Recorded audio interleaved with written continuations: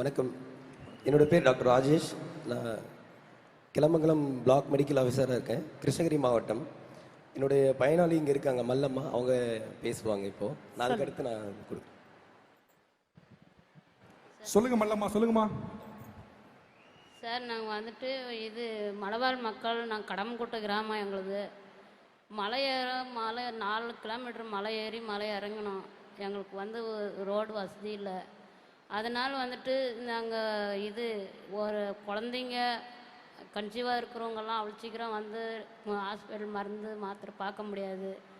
அதனால் வந்துட்டு சார் வந்து என்ன சொன்னாங்க, இது சார் வந்துட்டு சரி இப்படியெல்லாம் ஒரு கொடூரமான இடத்துல இருக்கிறாங்களே, அவங்கள என்ன பண்ணுறது அப்படின்னு சொல்லிட்டு அவங்களே வந்து பார்த்து இப்போ ரெகுலராக வந்து பிபி மாத்திரை எல்லாமே செக் பண்ணுறாங்க, எல்லாமே பார்க்குறாங்க.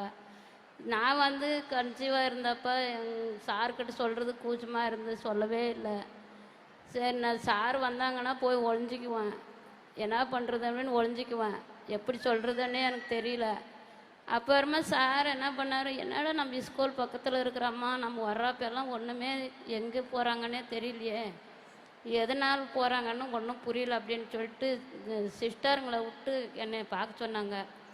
பார்த்ததுமே சிஸ்டர் வந்து என்னவோ அவங்க முகமெல்லாம் வீங்கிருக்கு, கை கால் வீங்கிருக்கு, அவங்களுக்கு வந்து ப்ரெட்டு கொஞ்சம் கம்மியாக இருக்குங்க சார், என்ன பண்ணுறதுன்னு ஒன்றும் தெரியல, அவங்கள பார்த்தே ஆகணும், பாவம் 7 குழந்தைங்கள வச்சுக்கிட்டு அந்த அம்மா என்ன கஷ்டப்படும், அவங்களுக்கு வந்து எந்த வசதியுமே இல்லை, நம்மளே தவிர நம்ம யாரும் பார்க்க முடியாது அவங்கள வந்து அப்படின்னு சொல்லிட்டு அவங்களே பேசிக்கின்னு வந்து சார் என்கிட்ட எதுவுமே பேசலை, அப்படியே குட்டோட இறங்கி வந்துட்டார்.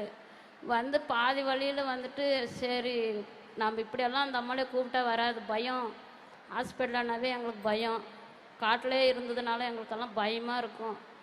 சாருங்க நல்லா வெள்ளையாக ஷர்ட்டு போட்டுன்னு வந்தாவே எங்களுக்கு பயம். அதனால் வந்துட்டு நாங்கள் என்ன எப்படி நம்ம போகிறது அப்படின்னு எங்கள் ஊரில் எல்லாமே பேசுவாங்க. நம்ம இங்கே இருந்தால் கூட நம்ம ஹாஸ்பிட்டல் போகக்கூடாது, என்ன பண்ணுவாங்களோ ஏது பண்ணுவாங்களோ அப்படின்னு பயம் நிறையா பேருக்கு எங்கள் ஊரில் இருக்கிறவங்களுக்கு. அங்கே வந்து யாருமே வர்றதில்ல, மலை ஏறி 4 கிலோமீட்டருக்கு மேல் வரணும், மேடு ஏறி.